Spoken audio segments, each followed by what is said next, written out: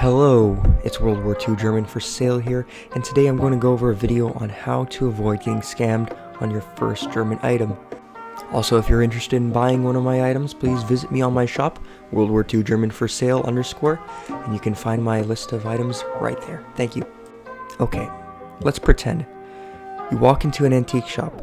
You see something that's obviously German from the Second World War. Actually, but you're not too sure. You think it's for German, you see a bunch of symbols on it, but you don't actually know what it is. So let's go through this. Step number 1, relax. It's going to be very tempting. You're going to see this item and it's going to be probably for a reasonable price compared to other German items online. If you've ever done your research, you'll know that German items are probably not the cheapest hobby to get into. But you must hold off and you must not purchase it, because once you purchase it, there's no guarantee you're going to get your money back. Especially from these smaller antique shops, the onus is on you to do your research. It's important to remember that reproductions are always going to be priced very reasonably compared to original, because they only cost a couple cents to make, but they could rack in hundreds of dollars compared to maybe thousands the original is worth. So step number 2 is understanding who you should ask for help. There are many different collecting forums out there, and you gotta understand which is the best one for your scenario. So I'm going to outline a few and you can decide from there. Now, the first option you have is Reddit. I try to avoid Reddit on any kind of usage. However, when it comes to r/military collecting, that is the one useful subreddit that they have. It is a non-political subreddit and they focus purely on collecting. So that means you can post the symbol because of Reddit's terms and conditions. They're very loose on that. You can post a full image, have it authenticated quite quickly. There's usually a pretty active fan base on there, and you can actually get real-time responses if you have the Reddit app on your phone. With Reddit, there also is some cons. So the pros are you get some fast responses and they're pretty knowledgeable. But the cons are, well, they're knowledgeable but not as knowledgeable as the other forums I'm going to get into.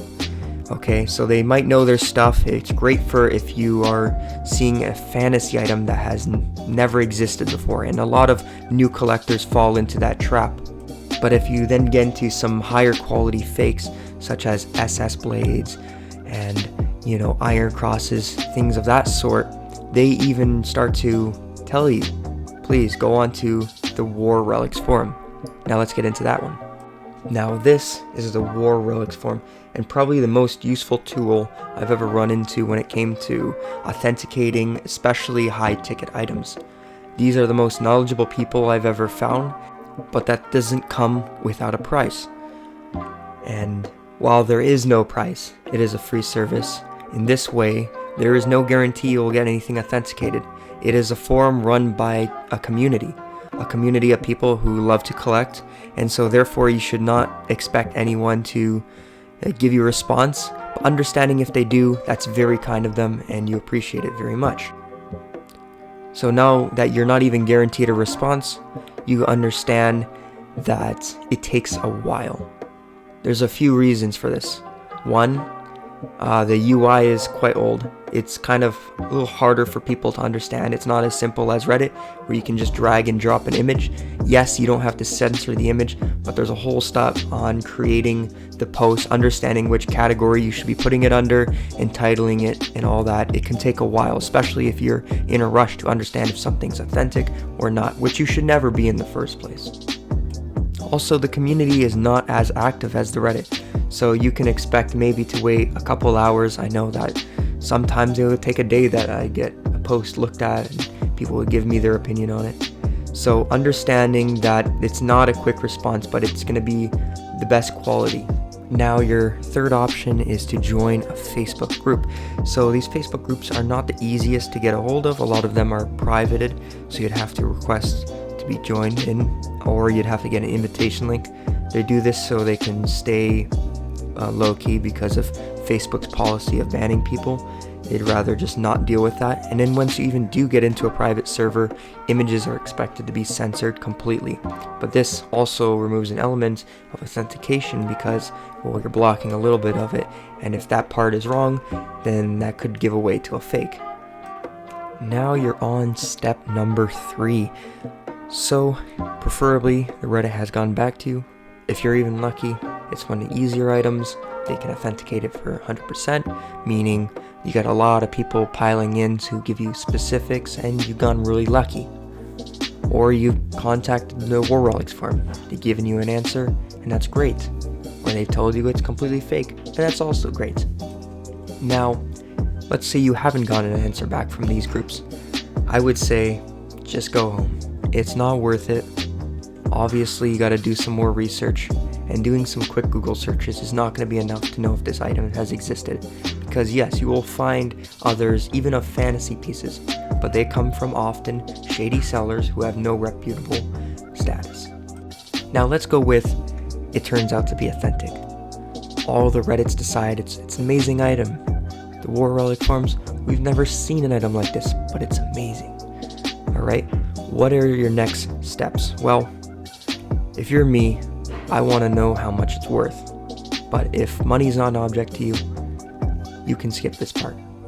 Now, while I wouldn't recommend collectors focus so much on getting everything to a good price, I would say it is important to understand where the prices are relatively to the item, so therefore you don't get scammed out by a lot of money, because I do see a lot of sellers charge way too much for items, and it does make me feel a little bad for new collectors. The first thing I'm doing to understand that if something is a reasonable price is I'm Googling it. I'm looking at the different sellers and what they're charging. But I'm not looking at the smaller ones. I'm looking at more of the reputable guys, but I'm also not looking at the ones that price gouge. I'm sorry, USA, IMA, that's just a little unreasonable. But there are a lot of great sites out there, and they're actually quite reasonable for reputable sellers. 1944 military, I believe. There are just a lot of great sellers. There are too many to name. But understanding now which item you have, and in searching it, you'll be able to find the different results and how much they've sold for, or what they're currently for sale. I would prefer to look for items that have been sold, so therefore you understand that it's not just a high price somebody's asking. This item has actually sold and it's close to current rate. Now, you know it's authentic item, you know what it is, and you know the price of the item, what it's going for. Now the choice is up to you. Do you buy or do you wait? And that, I don't have an answer for you. But I hope you enjoyed this video, and thank you so much for watching. This is WW2German4Sale. See ya.